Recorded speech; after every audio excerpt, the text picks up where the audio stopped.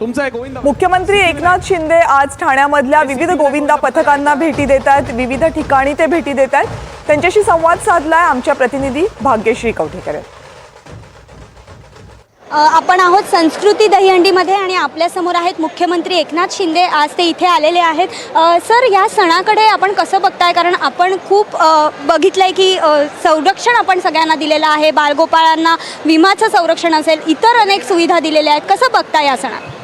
कसं बघताय म्हणजे मी पण थर लावलेला आहे गोविंदा, आमचंही मंडळ होतं, त्यामुळे थर लावताना किती मेहनत करावी लागते हे आम्हाला माहीत आहे। आणि आता हा जय जवान हा गोविंदा आहे, हा 10 थर लावण्याच्या तयारीमध्ये आहे। गेल्या वर्षी यांनी 9 थर लावून विक्रम केला।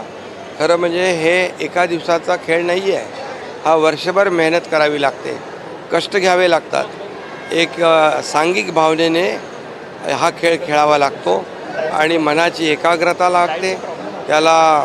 म्हणजे त्याच्यात सगळ्यांमध्ये एक जिद्द, चिकाटी आणि मेहनत हा खेळ यशस्वी करण्यासाठी आवश्यक आहे। आणि म्हणून या गोविंदाला प्रो गोविंदाचं आम्ही रूप दिलं, प्रो कबड्डीसारखं साहसी खेळाचं रूपांतर दिलं। या गोविंदाला इन्शुरन्स आम्ही केला, या गोविंदाला स्पेनला आम्ही या सरावासाठी किंबहुना तिकडे प्रॅक्टिससाठी स्पेनला गोविंदा आपले जाऊ लागले। म्हणजे आपला महाराष्ट्रातला गोविंदा, ठाणे मुंबईतला गोविंदा हा 7 समुद्रापलीकडे जाऊ लागला। मी आठवण मुद्दाम करेन धर्मवीर आनंद दिघे साहेबांची। खरी याला जी काही या गोविंदाला व्यापक आणि मोठं स्वरूप दिलं ते आनंद दिघे साहेबांनी दिलं। आणि आता इथे प्रताप सरनाईक आपण पाहतोय की इकडे नवीन नवीन विक्रम त्यांच्या गोविंदामध्ये करतात आणि हा देखील एक प्रकारचा विक्रम होईल। आणि म्हणून त्यांना मी शुभेच्छा देतो, त्यांचं अभिनंदन करतो। सर, नक्कीच आपण जर बघितलं सर तर ठाण्यामध्ये मोठ्या प्रमाणात सगळीकडेच दहीहंडीचा उत्सव साजरा होताना पाहायला मिळतो। तुम्ही टेंबी नाक्याला देखील जाऊन आलात, धर्मवीर आनंद दिघेंनी जिथे सुरू केली तिथेही देखील तुम्ही व्हिजिट दिली, तिथे कसं वातावरण होतं? काय सगळ्यात सुरुवात तिथून झाली आणि मुंबई महाराष्ट्राला प्रत्येक गोविंदा टेंबी नाक्याला आनंद दिघे साहेबांच्या मानाच्या हंडीला सलामी दिल्यानंतरच पुढे जातो। ही परंपरा आहे, ही संस्कृती आहे आणि ती आजही जपण्याचं काम आम्ही केलेलं आहे। नक्की सर, शेवटचा प्रश्न सर, आज सगळ्या गोविंदांनी महिला अत्याचाराबद्दल एक दुःख व्यक्त केलेलं पाहायला मिळालं, मात्र तुम्ही देखील चांगले निर्णय महिलांसाठी सध्या घेताना पाहायला मिळत आहेत। नेमकं काय पुढे आपल्यासाठी महिलांसाठी काय असतं?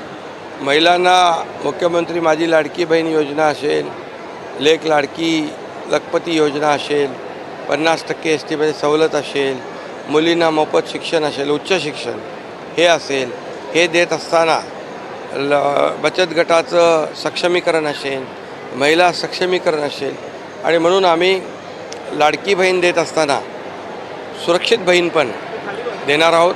म्हणजे ते देखील आमचं सरकारचं कर्तव्य आहे।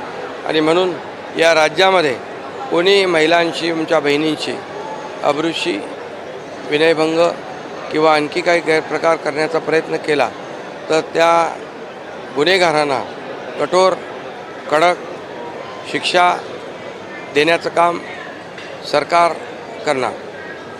समोर होते मुख्यमंत्री एकनाथ शिंदे आणि आपण बघतोय की आता विश्वविक्रम इथे रचला जातोय। जय जवानचा हा विश्वविक्रम आहे, थर रचले जात आहेत आणि स्वतः एकनाथ शिंदे या थर रचण्यासाठी आणि हा विश्वविक्रम बघण्यासाठी उपस्थित राहिलेले पाहायला मिळत आहेत। व्हिडिओ जर्नलिस्ट अरुण पेडणेकरसह भाग्यश्री प्रधान आचार्य, NDTV मराठी, ठाणे।